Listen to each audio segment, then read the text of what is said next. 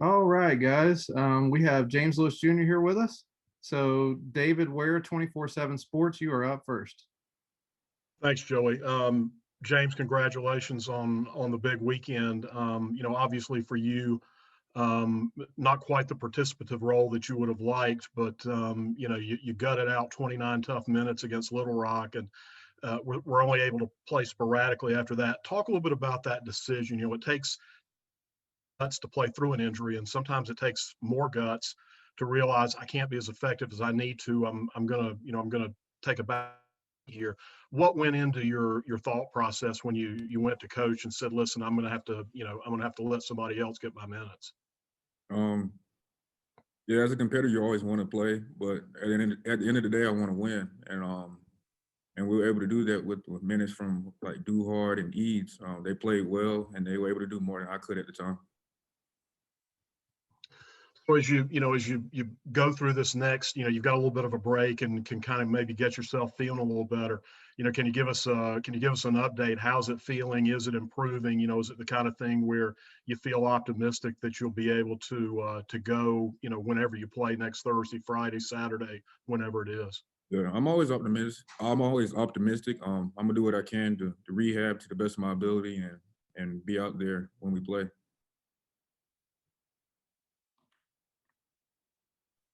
All right, we'll take our next question from Ethan Joyce, Winston-Salem Journal. James, you obviously transferred to App a few years ago at this point, but just the journey you've been on to kind of consider what it's been for you and to be where you are right now. Where's your head at when you think about that? It's crazy. It's just crazy. I really haven't really thought about it because we're still like in season, but it's crazy looking back from where I started off to like where I am now, and then of course now going to the NCAA tournament. It's amazing. Couldn't ask for anything more. Coach has mentioned the kinds of changes that it's taken to make this program pivot the way it has and find itself where it is right now. I don't know, just give us an idea of like what it's been like for you to watch this locker room over the last few seasons and the way it's changed into the team it is now. When Coach Kearns came in, he came in with like his motto, "Take the stairs" mentality, and we just absorbed it and we instilled it like in the way we played and also in the locker room, being encouraging, not taking a play off.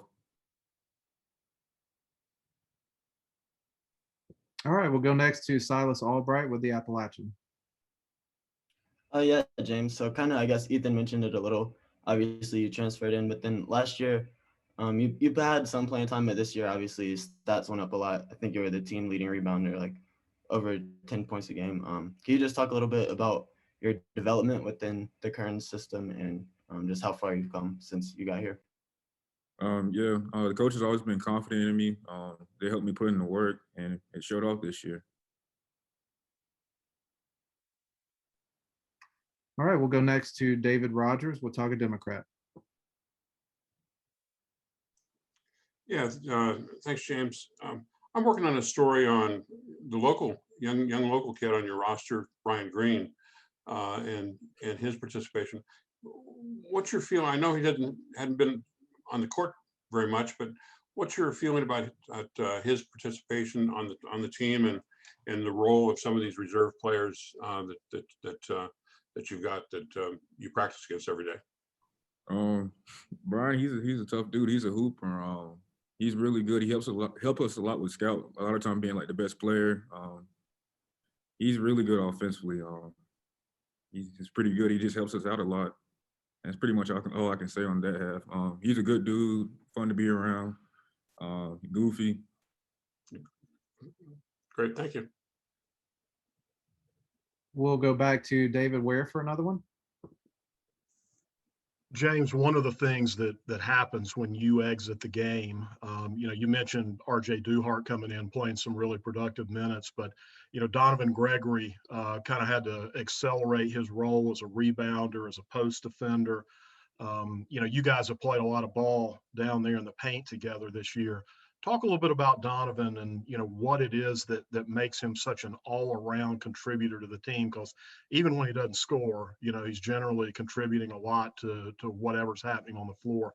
Give us your observation from the guy that's playing next to him about what makes him unique. He does everything. I've known Don for 7 years now. We played together in high school. He's always been that dude who will do all the little work. He'll get rebounds, dive on the floor. He can handle the ball too. He takes it up the court a lot, and he can also go down low and bang and get rebounds and score. He can do everything. All right, we'll go back to David Rogers for one more. Hey, James, you guys, you have a really guard-heavy attack. You got some pretty good guards back there. Tell me what your thoughts are about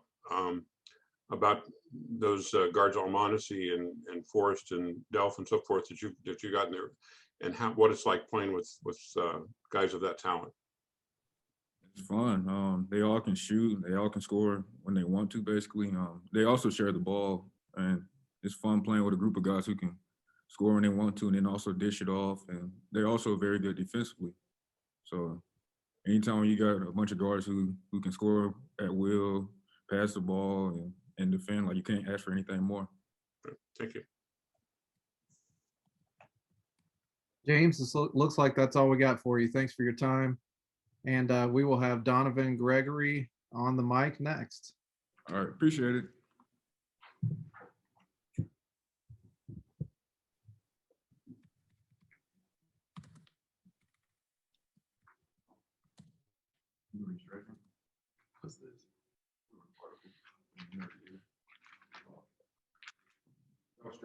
No.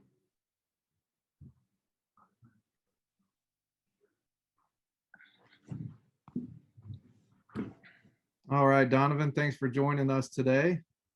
First question out of the gate will be from Brett Strealow, appstatesports.com. Hey, Donovan. A lot of guys talk about just fulfilling a dream of being able to make the NCAA tournament.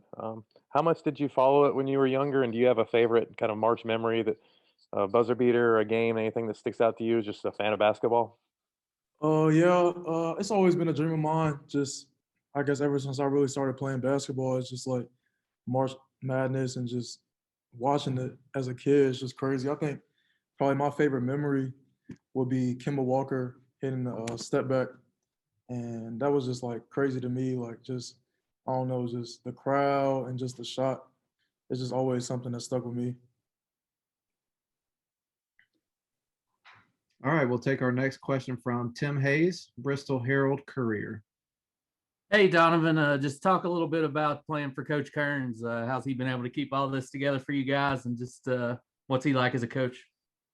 Honestly, really, it's just fun. He just has a lot of confidence in us as players, and he just wants us to just help other players build their confidence up. And I think that's what helps us out. And we just have like a lot of things that we do like off the court that I think built our team chemistry and just kept us together throughout this long process. It's been a hard year just with COVID and everything. And I think that the coaches did a really good job of making sure that we just stayed on track and keeping us all together.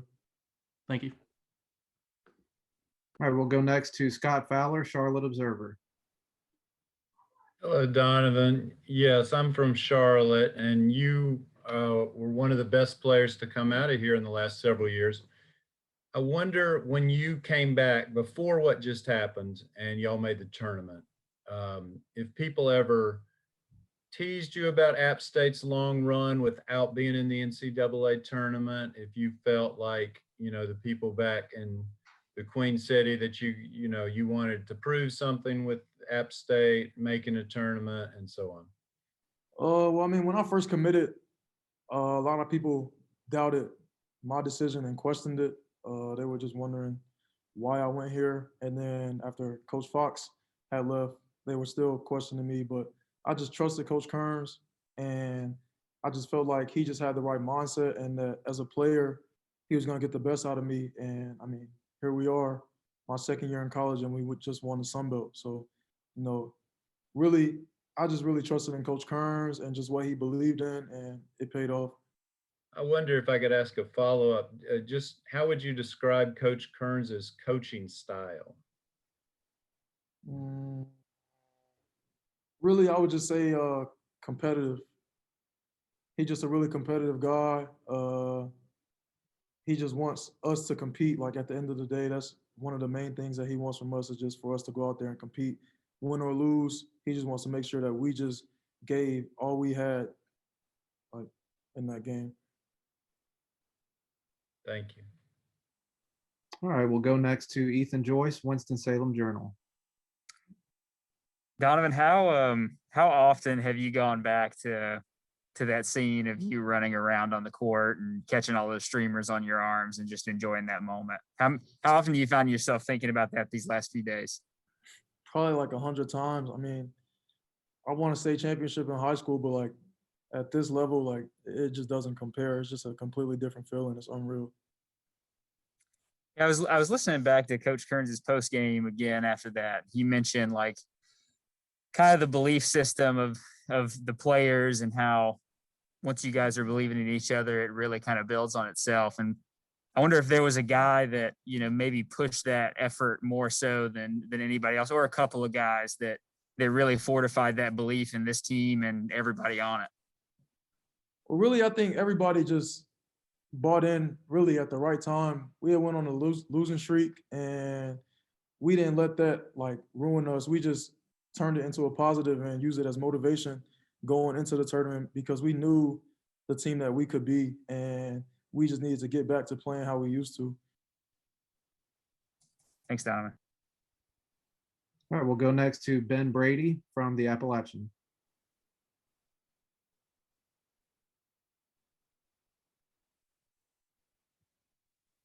Ben, we're actually not able to hear you, bud.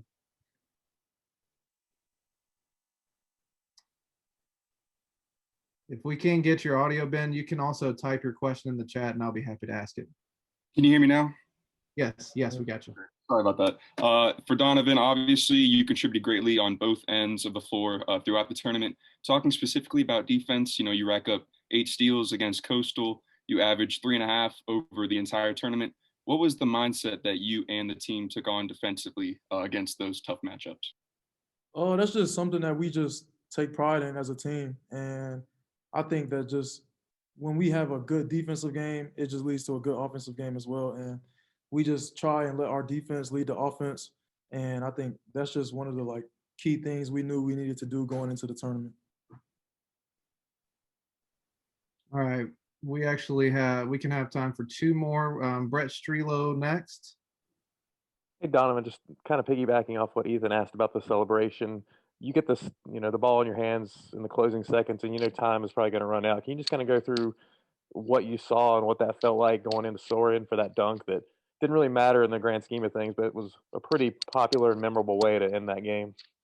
Yeah, I mean, I thought about throwing the ball in the crowd, but I don't know, really.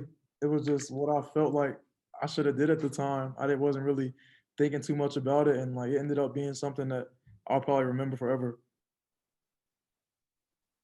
And we'll go to Scott Fowler again. Donovan, if you throw the ball in the crowd in the NFL, you get fined like $1,000. I don't know what the college rule is. Yeah. I did, and also I wanted to ask you something about the celebration too. So with the streamers, were you purposely like trying to catch them there, or did that just happen? I mean, I didn't even know. As soon as I dunked, I just heard like it sounded like fireworks, but I didn't even realize it was streamer until I just started running really. And that's just how it happened to be. Like it wasn't planned or anything. Thanks. All right, we'll actually take 1 more for Donovan from Silas Albright, and then we'll go to our next guy. Wait, yeah, I just kind of wanted to ask, like, obviously the defensive identity of this team is really a focal point, and y'all really try to like control the pace and tempo of the game on the defensive side. And I think your like individual play style works really well in that scheme, like kind of the mindset where you'll do whatever the team needs, grab rebounds, get steals, guard whatever defender. Can you just kind of talk about like why you're a good fit for the system? Yeah, I mean, I played a four. I mean, I'm not really tall or like the strongest player. Y'all know that, but I just can use like my quickness and just I don't know. I just always play defense really, and it's just something that we work on a lot as a team. So since I've been here, I think that my defense has actually gotten better, and just when we're all on the same page, like it's just hard to score on us. All right, Donovan, thanks for your time today. You're welcome. And next up, we've got Adrian Delph joining us.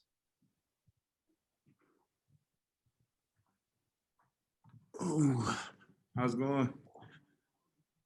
Glad to have you, Adrian. We'll start off with David Ware, 24/7 Sports. Adrian, congratulations on the championship, obviously. A great tournament for you. You average 17 points a game. You also average 6 rebounds. And, with James hurt for some of the games and some really good rebounding teams that you were facing, it was kind of all hands on deck. Everybody had to get after the glass a little bit. Talk a little bit about, being very intentional about getting in there and, helping the big guys do some. Oh yeah, we knew we all had to step up, especially on the boards. We had a small lineup in, and the guards had to help out with rebounding. And Duhart, he came in the game and he gave us a lot of great energy off the bench. And then he started the last couple games, and he's just been great for us ever since. I know that you guys have got kind of a mantra that says, "Hey, you know what? We're ready to win every single game." But you came in from the end of the regular season, a little bit of a losing streak, and things had not been going well shooting the ball. You get in there, you knock off Little Rock that Friday night. Was there a point at which during the tournament maybe you really started feeling the momentum and said, "You know what? We could really take this thing down"? I mean, was it that way from the start, or did it kind of build over the course of maybe that first 2 or 3 days? Oh yeah, I think especially once we started to, get in the rhythm, winning that first game, and then going on and beating number 1 seed in the West on the West side, it gave us a lot of momentum going on to, playing Coastal and then on to Georgia State. And I think we took all that momentum from the first game and just took it to the next games after that. All right, we'll go next to David Rogers, Watauga Democrat. Hey, Adrian, after your win against Texas State, Coach Kearns, told us that the mission was intentionally to slow the pace down against Texas State. How was that different than what you did for the subsequent games as well as for the previous game, like against Little Rock? I think because we wanted to control the pace of the game so we can have it where we want it and not want to play where they wanted it. So, I mean, we played to our strengths and not to theirs, and it helped us out, especially coming back and taking the win. Okay, thank you. All right, we'll go next to Ben Brady, the Appalachian.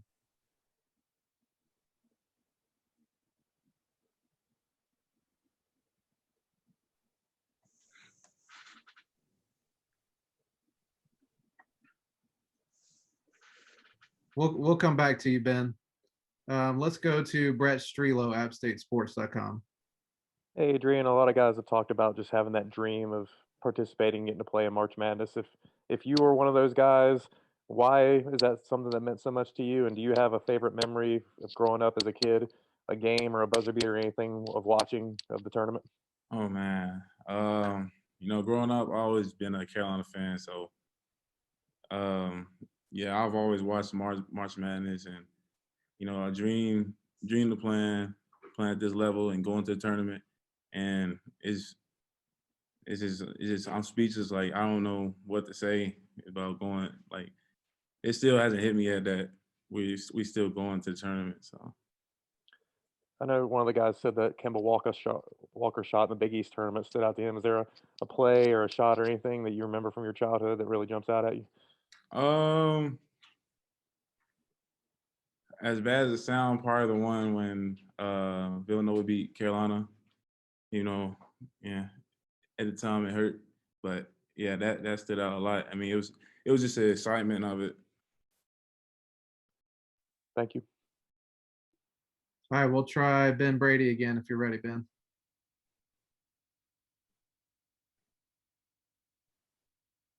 Nope. We'll go to Ben's counterpart, Silas Albright. Just really quick, you mentioned you're a Carolina fan, so I guess kind of wanted to ask. Obviously Duke left the ACC tournament, so App State's in this year, and Duke probably not going to be in. So, what does that mean to you? I mean, now it doesn't really mean too much to me. I mean, I'm a App State fan now more than anything. I still follow the team. You know, I root for them, but I mean, I hope they do. I hope they do good. Got you. I appreciate it. Also wanted to ask about the overtime. I think it was against Coastal where you hit a couple threes like to start overtime. Pretty sure that was Coastal. Yeah. Can you just that really like set the tone of overtime and kind of I think help the offense settle in and like finish that game out. So can you just kind of talk about your mindset, just being ready to shoot in the clutch moments like that? I think that game, I started off a little slow in that game, and you know, I really didn't knock down a lot of shots like I used to. But I mean, I just took every play one at a time and just kept my same confidence. I mean, I didn't try to change nothing, force anything, and just took whatever they gave me. Got you. Thank you. All right, let's go to Jack Jackson with the Appalachian as well. All right. Hey, Adrian. So throughout the end of the season and going into the tourney, it was clear that some of the bench and some of your role players were big and were very helpful. How does that impact your success going forward? Oh, it impacted us greatly. I mean, we had people step up off the bench, you know, going towards the end of the season, and it really helped us, you know, get down the stretch, especially going into the tournament. We had some extra bodies to put in, and you know, I think Ease and Duhart, they really played a big role for us, and Mike especially, he really played a great role for us, and you know, I couldn't be more grateful for those guys. Thank you. All right, we want to give Ben one more shot. Let's see if it works.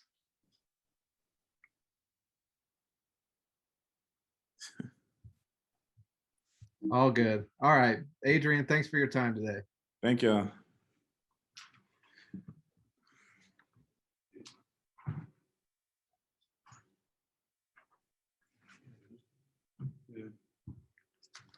All right, we should have, and we do, the Sun Belt Tournament's most outstanding player, Michael Almonacy. And we'll go ahead and get started with David Ware, 24/7 Sports. Michael, congratulations on the weekend. You know, your story is a unique one because, you know, you really had to take kind of the long road there. You start at Stony Brook. You end up moving to another program. Basketball gets canceled. You end up going to a third place before you end up at App. You know, and you mentioned in the post game after the championship, you know, there was a point at which you thought, hey, I just may not play again. You know, what did it take to kind of work you through that point of wondering if you really wanted to keep playing the game, and how do you look back on that time now, understanding what you've accomplished? Just my support system, my mom, my family, my best friends. Like when you're at your lowest, sometimes you really don't think about the bigger picture and what's really going on and why you're being tested or why this is happening. You know, basketball is a game that's been my life pretty much since I was 7. Since I was in elementary school, first grade. So why would I want to give up on that now, even though, you know, the road at the time didn't look great, you know. At that time I couldn't see the light at the end of the tunnel. You know, my road is a path that I took that a lot of people don't take. You know, it's a path less traveled. Looking back on it now, it's the best thing that ever happened to me. I think going through those things early in my career, I wouldn't be the guy, the man, the worker I am today if that really didn't happen. Looking back on it now, if I could take a different road, I don't think I would take it. I would keep taking the road I took because you know, it's been so rewarding to especially like prove all the doubters wrong. You know that I could do it, that I could be at this level. I could achieve something great like I did this past weekend with my teammates. You know, I couldn't do them without them, obviously, but you know, it's been a blessing. You know, I talked to Coach Kearns yesterday, and you know, one of the things I asked him about was, you know, James and Justin and Adrian have played a lot of ball together, and you came in and, you know, probably had to kind of figure out how to fit in with what they had already established together. And, you know, as somebody who watched you guys nonstop throughout the season, I really saw that kind of that chemistry and that synergy build up between the three of you. You know, how far did you really come from the beginning of just trying to learn those guys in the system to where you are today? I mean, is there a way you can kind of elaborate on how different it is now than it was when you first got there? You know, just coming in, being a new guy, obviously, different type of, you know, I play a different way. But we all play kind of like the same. We all could hoop, you know, the game well. We play hard. You know, once hoopers get, you know, comfortable with each other, it's pretty easy after that. But just, you know, we trust each other. We know that we can hit shots, so we really don't dwell on if we miss if somebody's missing shots, you know, early in the game, because we're gonna trust you. Even if, like, as Delph, he had a game where he was I think he was like 5 for 21, but we kept encouraging him to shoot because we know the type of player he is. But I mean, it was just a chemistry over time, you know, throughout the whole season, and at the end of the season when it really counted, we really stepped up, all three of us. All right, we'll go next to David Rogers from the Watauga Democrat. Yeah, for us older guys who our memory banks go back further than your guys, but your young guys. But what was the first NCAA Final Four that you remember? Probably UConn with Kemba Walker. Yeah. Yeah. That run that they made, just being from New York, you know, the guy we look up to is Kemba. Just watching that run happen, that's like probably my most. That and the 2012 Kentucky run, that one too. Okay. I asked James this earlier, but I'm working on a story on the local young man on your roster, Brian Greene. Could you speak a little bit to what, I know he doesn't have a prominent role in terms of court time, but what has been his impact on the team from your standpoint? I mean, he does have a prominent role with our team. He's one of the guys on scout. He comes to practice every day. He gives us the best look that he can. He's a good player. You know, he goes hard every day in practice. He's a strong kid. He works hard in the weight room. Like, without him and the guys on scout, I don't think we prepare as well as we would for our games. So, you know, he's a big part of our program, and I'm glad to have him. Great, thank you. No problem. All right, we'll go to Jack Jackson with the Appalachian. All right. Hey, Mike. Going back to your tournament run and having a big performance throughout, including the final with the 32 points, how do you look to continue this going into the NCAA tournament and going forward? I think right now as a team, we're clicking at the right moment. You know, after quarantine, it was rough for us, but now we're back to where we were, and we're just gonna keep playing it together on offense and defense, keep playing for one another, and I think that's gonna carry on for us to make a run in the tournament, because, you know, that's our plan. We're not there just to play a game. We're there to make a run, and a deep run. That, you know, that's our dream. So that's what we're gonna do. Okay, we'll take our next question from Scott Fowler, Charlotte Observer. Yes, I apologize. You've probably gone through this before, but what is the short answer on why you ended up at App State, that became your final stop on this journey as opposed to anywhere else it could have been? The relationship with the coaching staff. I think they did the best job at all the schools that were recruiting me. But just the talent on the roster and how I saw me fitting in and the style of the play that they wanted to play this year, it fit me as well. And I thought that this would be the best place to win a championship and help me boost for my career after basketball. I mean, after college basketball into professional. Thanks. All right, we'll go to Silas Albright, the Appalachian. Hey, Mike. Thanks for taking the time out today. I just kind of wanted to ask about obviously growing up in New York, and playing playing ball up north before finding your way to App. Obviously, Boone, North Carolina is kind of a different place than some other places in the world. I guess how much of an adjustment was it for you, kind of just to like be in the mountains in like kind of a smaller town, or was it much of an adjustment? I mean, it definitely is an adjustment. I'm from a more up-paced, fast-paced environment, but I only really came here for school and basketball, so that really didn't change anything. Just being locked in the gym, just hanging out with my teammates. Me being a grad student, you know, I especially with COVID, we're not really in the classroom anyways, so just me staying in the gym. That's all I really came here to focus on was getting better as a player and winning a championship. So, you know, I did that. Now it's time to make a run in the tournament. So that's really all I'm focused on. But definitely was an adjustment, but it didn't really take me a long time to adjust.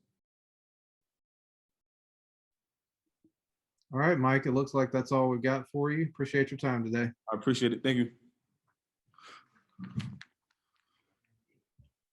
And our last player, but certainly not least, Sunbelt All-Tournament team and All Sunbelt team, Justin Forrest.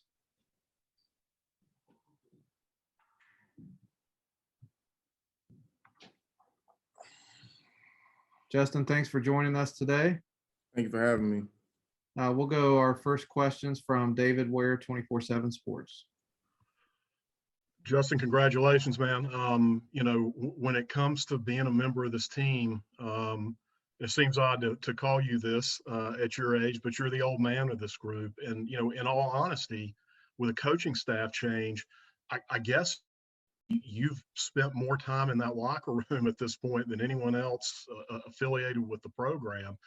You know, as you think all the way back to being a freshman there and all the basketball you've played, all the accomplishments you've had, and now you come in and you're headed to the NCAA tournament, you know, are there some key stones or some prevailing thoughts you have about that journey that you think really define maybe the program and define you as a player? I would just say with the program, you know, it's just been a lot of adversity. You know, like we said, my first 2 years had a entirely different coaching staff. Even my freshman year, I had a different coaching staff than I did my sophomore year with a couple of assistants changing. But I would just say the program as a whole has came a long way. Everybody that I've encountered on these 4 years have done nothing but help me advance my game and help me get to kind of be the player I am today. And especially in these last 2 years, just the players that this coaching staff has recruited and the job that they do it just goes to show that we moved on and we moved on in the right direction. And it's just been great to see the progress that this program has made and that we will keep making. With you headed into, you know, the NCAA tournament, your father has one of the more iconic postseason moments in ACC history. And I'm old enough to remember watching him do that live. You know, when it comes to kind of a father-son relationship, he's dad first and basketball advisor second. But, you know, when it came to the idea of mastering postseason basketball, and, you know, you're a guy that over your career has averaged over 20 points a game in Sun Belt Conference tournament games. You know, has your dad been able to kind of give you some thoughts or some counsel on how to go about postseason basketball? Because it really does take on a different feel than the regular season. Yeah, it does. But I mean, most importantly, he just tells me, you know, it's just another game. You know, you go out and play it the same way you play the other ones. It's no added pressure. It's no, you know, you don't want to put too much pressure on yourself as that player. But, you know, he just tells me to go on and play it like any other game confidently and just trust what these coaches are doing because they're doing the right thing. All right, we'll go next to Ethan Joyce, Winston-Salem Journal. Hey, Justin, you know, kind of going back to David's first question, just about what you've seen this program become.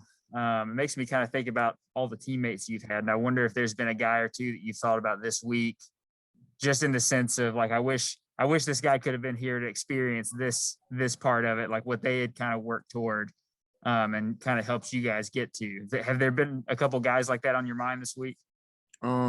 A lot. I mean, I wish all of my teammates that I play with could experience this.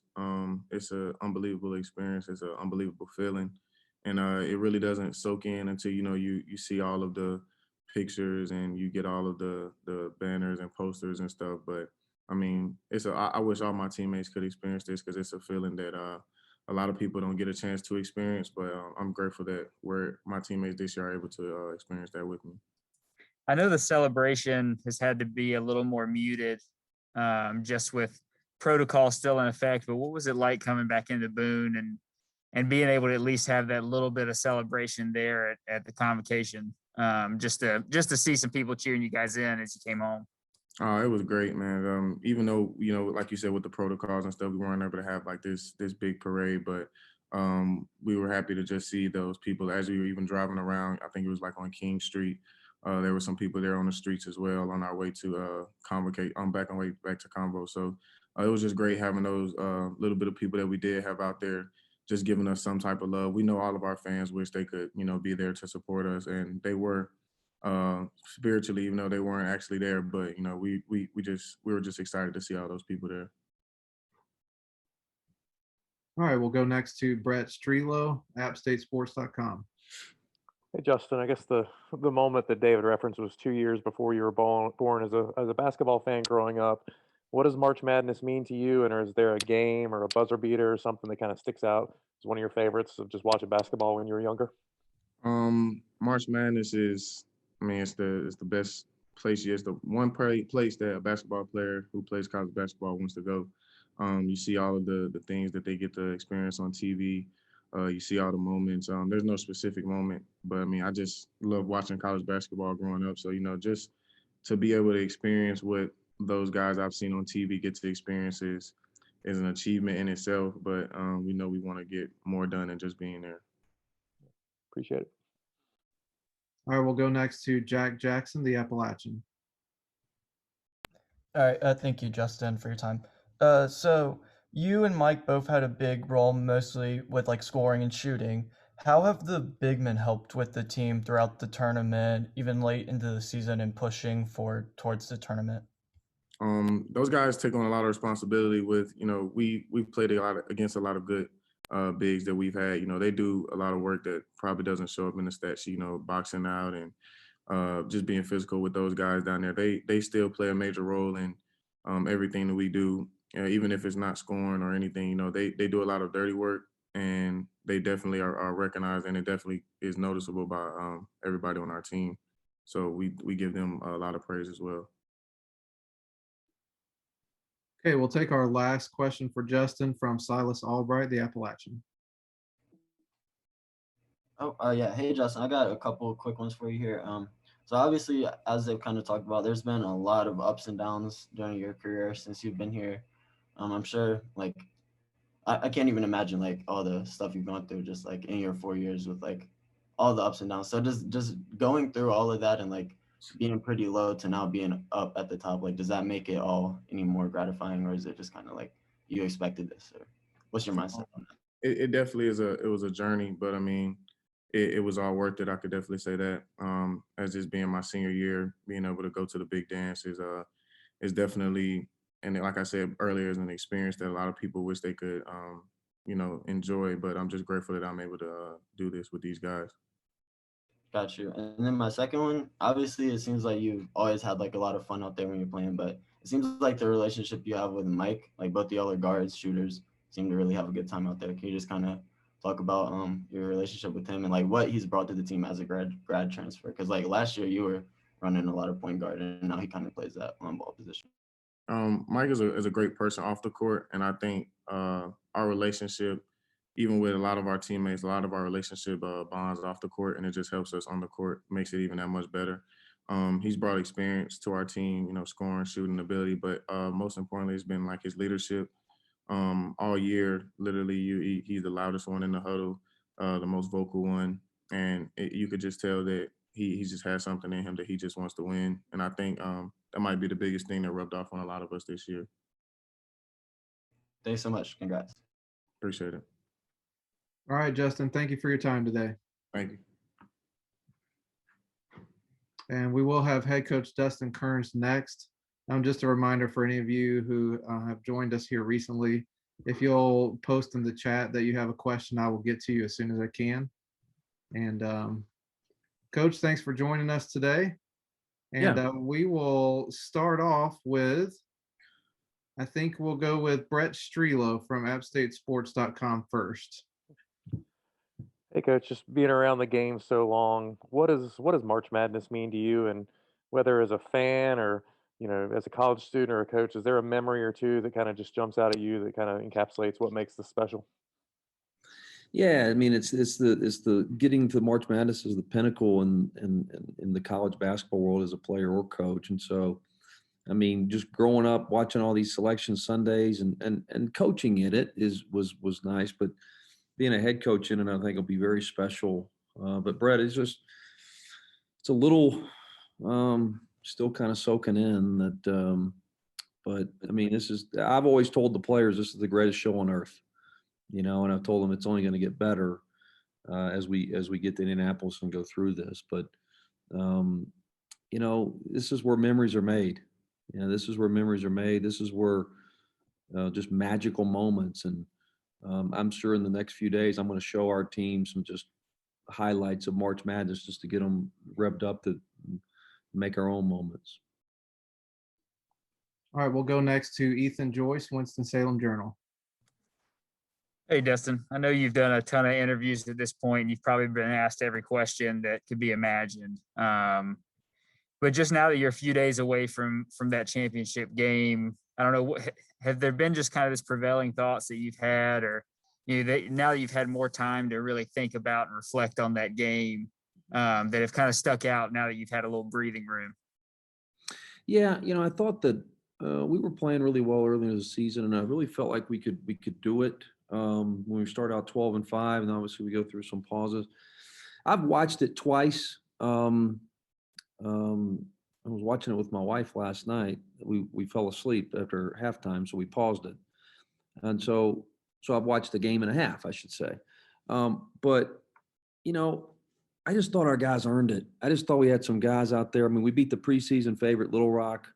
We beat the regular season champ Texas State. We beat a really good Coastal team, and then we beat the hottest team in the league, Georgia State, with 8 wins. I just thought we earned it. And I just thought that we were extremely tough, extremely connected. And we just had some guys that were just going to refuse to let us lose the game. We had some guys on the court that were just not going to let us lose. And pretty special to see those guys, leave it all out there like that. What do these next few days look like for the team? Not just like, whatever practice or work you might do, but just even getting to Indianapolis and getting that process started. What's that look like? Yeah, we head out tomorrow. We've got to get through another test. We just tested this morning. We've got to get through another test, but we fly out tomorrow, ironically, out of Tri-Cities, Kingsport, which is where I'm from. And so, the NCAA just tells you, hey, this is, whether it's Hickory or whatever, here's where you're going from, the charter. And I guess it's pretty cool to be from Kingsport and flying out of there. So we're going to head out tomorrow afternoon, after practice, and hopefully we'll get through another, testing, protocol tomorrow. But, I want our guys to enjoy this. We'll get up there. I mean, we're going to find out Sunday who we're playing. We're still going to possibly have 4 more days before we play. And so we'll have some more time to kind of practice and soak it in. So, before selection Sunday, I really want our guys to enjoy this. And, I've told them, like, hey, we're going to get together and practice a little bit and stuff like that, but make sure you enjoy it. And I've tried to do the same. Like I said, I watched the game. My dad came over when we got back on Tuesday for the celebration. He came, and then afterwards we went over to the house and I had a couple interviews, but I just set my phone down. Me and him watched the game together, which was really cool. We've watched so many NCAA tournament. I used to come home from college and we would watch, it would be spring break really. And so I would come home and we would watch the NCAA tournament together, first couple rounds. So, to watch that, with him was pretty cool. And then, like I said, I watched a half of it with my wife last night. Hopefully we'll finish the second half tonight. But I just want to enjoy it. I think that, Doug Gillen has been in athletics, I think 21 years. This is his first NCAA tournament appearance as an administrator.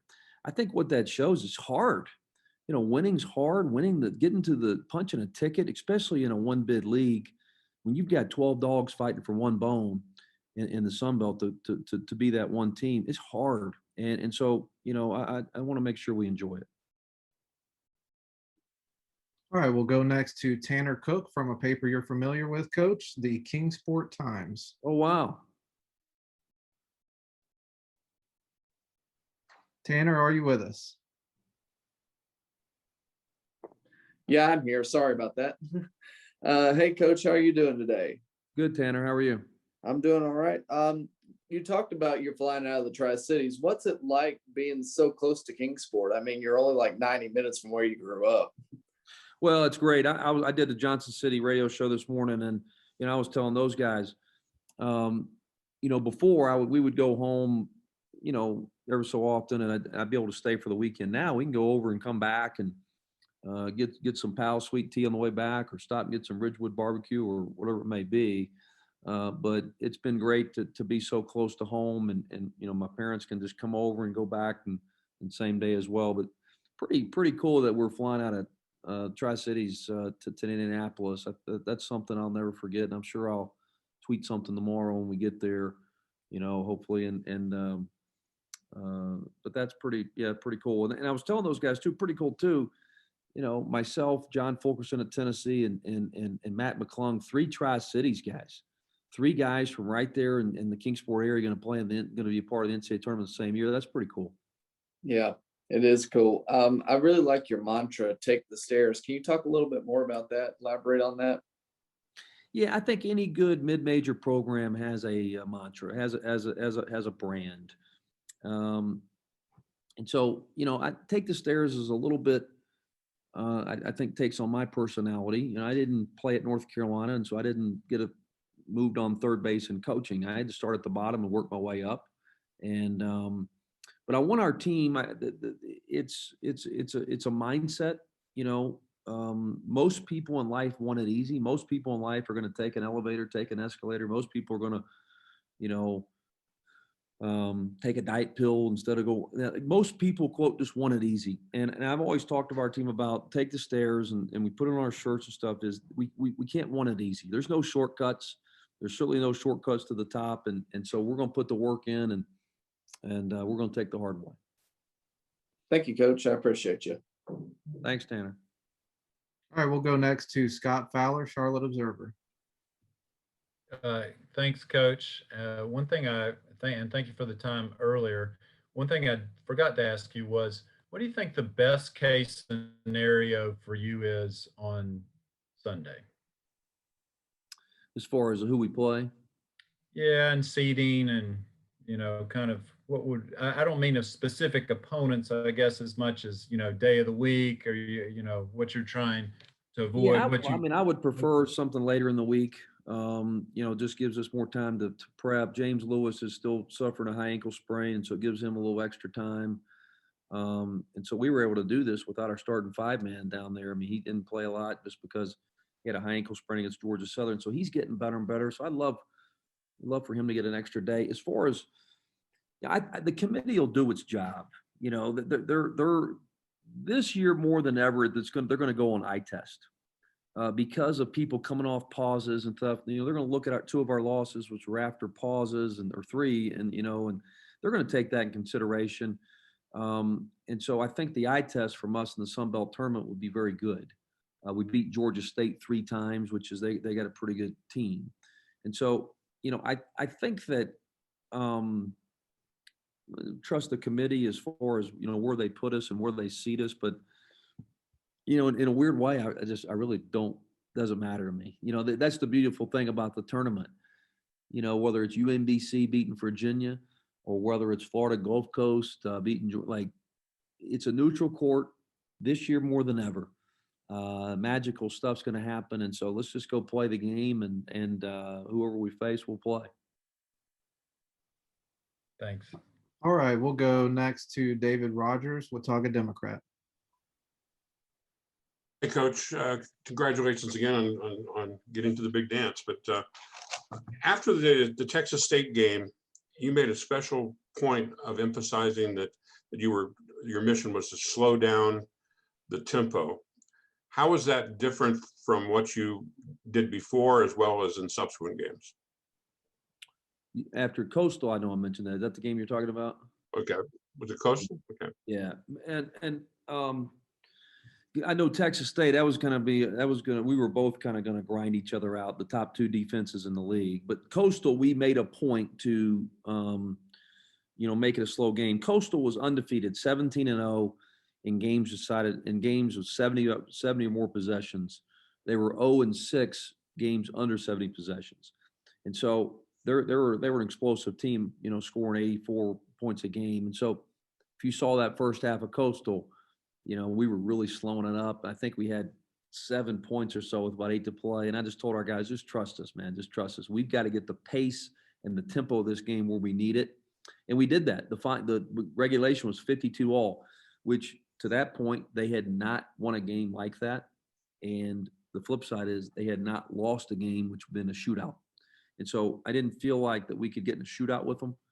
And we were able to control the pace and get them in that game. I think normally we like to score off our defense. We like to run a little bit more. I mean, I think we scored 80 points in the championship game. Normally we like to, push on opportunities and push the pace a little bit, but not that game. We were deliberately slow paced. Good. One final question.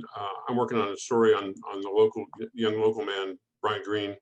And could you speak with about, his role may not be as visible as others, but he's a huge part of it. He's a huge part of it.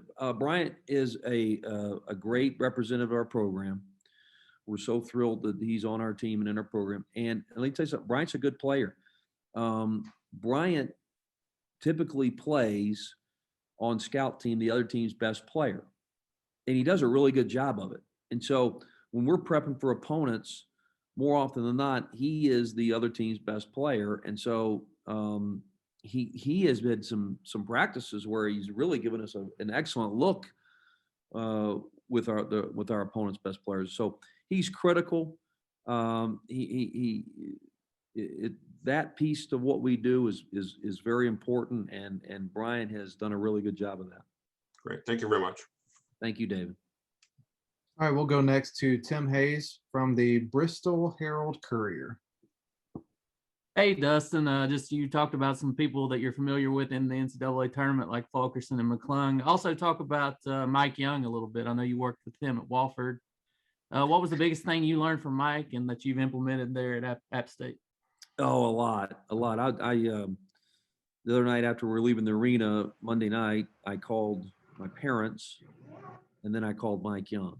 And we've texted over the last couple of days, and hopefully we get a chance to see each other up in Indy. And my wife has texted with his wife about, travel and all that stuff up there. But I've learned a ton from him. I don't know if we got enough time to talk about what I've learned from him. I spent 7 years with him. And I think a couple things I could point out that he's so good at. He's good at a lot of stuff. A guy can flat out coach some ball.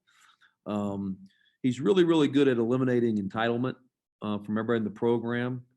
And so, for us here, we take pride in knowing our custodians' names and janitors and who's taking care of our locker room. We take pride in calling them by name and thanking Miss Donna. And it's not only me, but our players. We take pride in not creating work for other people. I think it's more of a way of doing things, a standard of behavior is what I've learned from him with your program. It's it's about getting your team to us. He's really good about getting his team. They may not be the most talented team, but he gets them to us. And what I mean by that is he gets them to be a great team. I feel like that's what we've been able to do this year. I don't think we had the most talent in the Sun Belt, but I think we had the best team, and that's what wins. That's a team game, and we got guys that got to us. All right. Thanks, Tim. We'll go next to Aaron Beard from the Associated Press. Hey, Dustin, I'm based over in Raleigh. I wanted to ask you about the long time it's been for your program being in the NCAA tournament, and kids now want to play in the tournament. I'm sure that's one of the things that they talk about in recruiting. How do you sort of sell your vision to those kids, like in recruiting, of this is what I think we can be and get to the tournament when you don't have that recent track record of getting there to lean back on in that process? Aaron, that's a good question. I think at the mid-major level, and I think that what has made our level interesting is the Damian Lillards, the Steph Currys, there's a lot of mid-major players in the NBA. My point is, at the high major level, guys just want to get to the NBA. At our level, guys just want to play in the NCAA tournament. And there is an element now of, hey, how can I get to the NBA? But we told them, and when we got here, hey, listen, App State has been to the NCAA tournament. This program has been twice, so if we can go before, we can do it again. I think the league's really respected, but we just sold them on the vision of, hey, listen, we're going to do this. We don't know when, but we're going. You're going to have the opportunity to play in the NCAA tournament every single year, and I certainly think that kids just want that. I think at this level, it's more about that than the NBA. And fortunately, our guys get to experience that. To follow up on that, how much do you think then that recruiting pitch will change now that you have this, to say not just this is what we think we can do, you've done it now? How much of a change do you think that will be in your approach? Yeah, and we talked about this as a staff the last couple of days, so I'm glad you brought that up. And we've talked about that. I think that we're going to be able to naturally get involved with maybe a little bit more of a quote talent, but that doesn't mean that we have to take that. We've got to continue to get the right pieces, the right people. And I think that our staff has tried to research some programs that have been to the NCAA tournament and then maybe haven't capitalized on it recruiting. And that may be it, is they start chasing a little bit more of a higher talent, because you can get on the phone. Like, I've been calling kids the last few days, and I don't even have to introduce them. I don't even have to say where I'm from. Like they see it now with all the publicity. But we've tried to evaluate, and really we've talked about it 2 or 3 times this week, is how do we capitalize on this recruiting? And it's really continued to just identify the right kind of kid from the right kind of family. Let's not get so caught up in chasing the quote greater talent. Talent's very important, but that we've seen that at our level, some teams that haven't capitalized on it, that is why they just chased a higher talent instead of what got them there. Thank you. Thank you. All right, we'll go next to Jack Jackson from the Appalachian. Hi, Coach. Congratulations on your recent success. Thanks, I Jack. wanted to ask you about some of your key guys, Mike, Justin, and some of the others. They were averaging about, I think, 144 minutes throughout the tournament. How does that impact your success and going into the tournament? Well,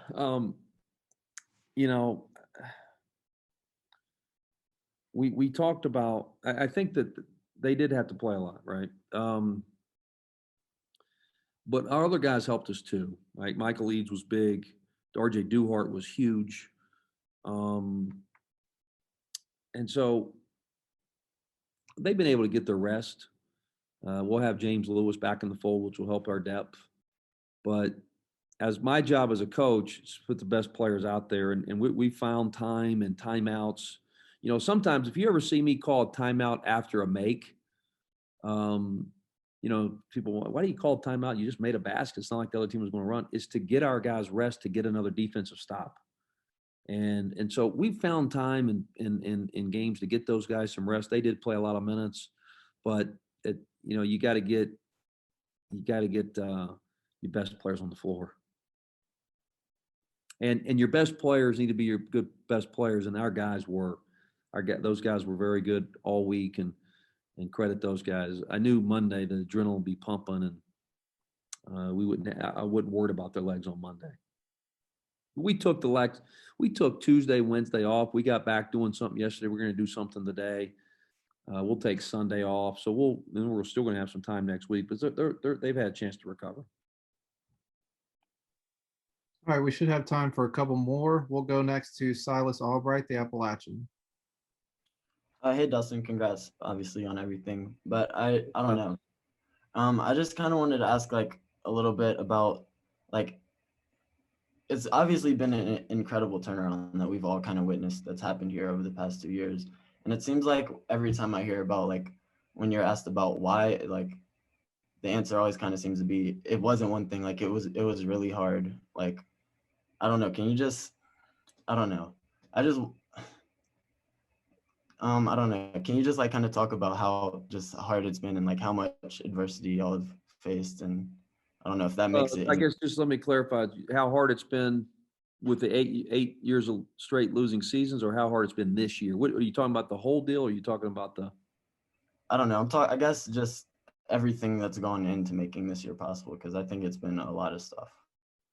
Oh, it's been a lot. I think there's a lot of behind the scenes stuff that people don't realize. You know, we haven't even been able to watch film in our locker room all season. We meet in a classroom every day to stay socially distanced. And, you know, and so we go on the road and we're eating in our rooms, getting takeout. Like we've all sacrificed an incredible amount. And I think sometimes people don't realize that from a chemistry standpoint, you know,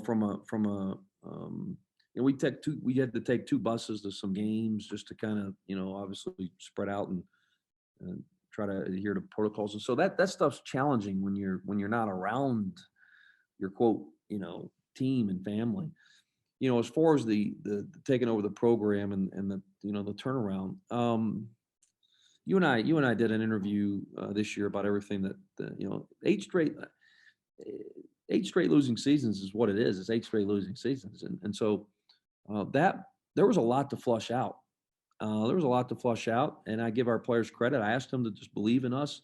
I asked them to buy into what we're doing. And I said, if you do that, it'll change quick. And throughout the time, there's been some people that didn't maybe necessarily want to do that, and they got off the bus.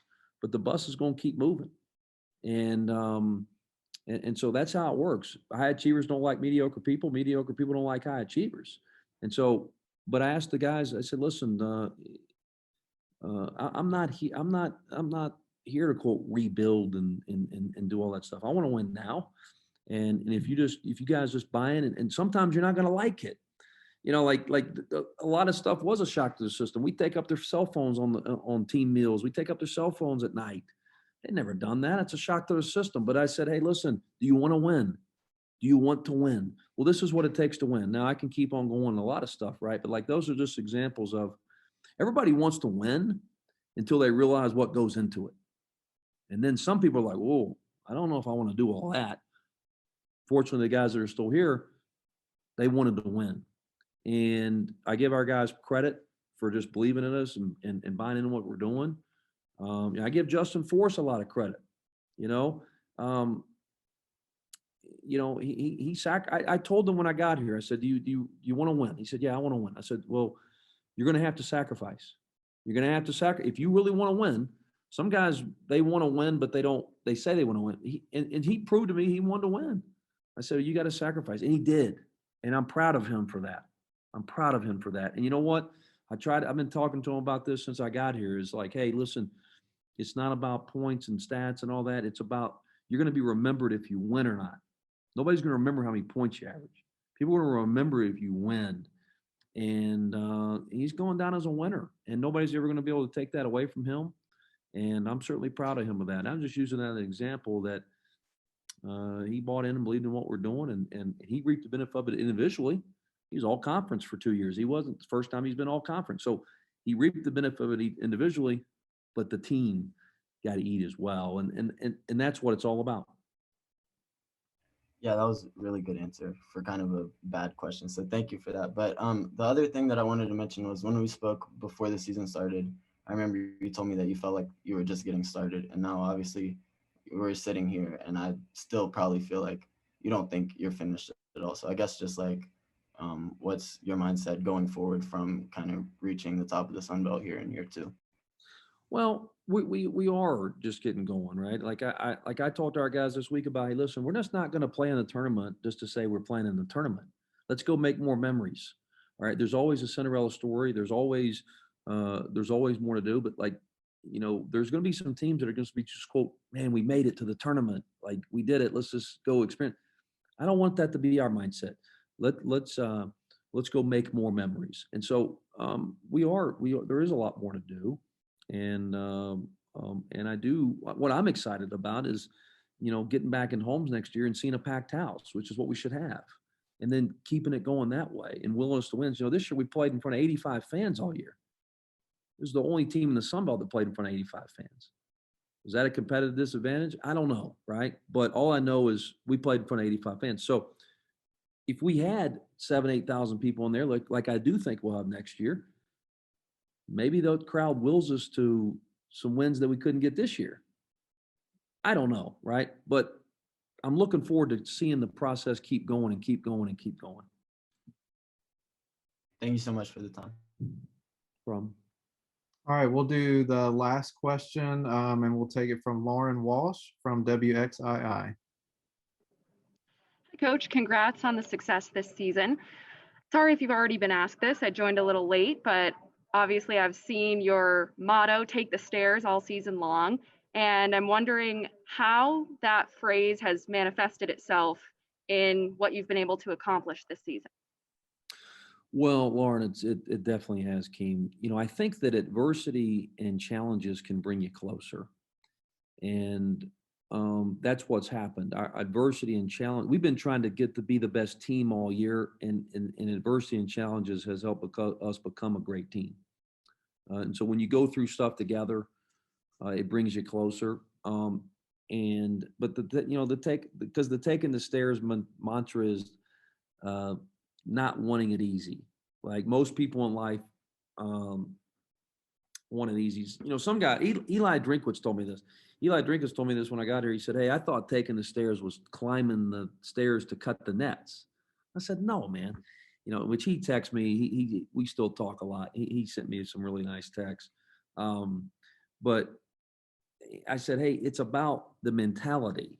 It's about not wanting it easy. There's no shortcuts. There is no elevator, escalator to the top of in college basketball. Winning is hard.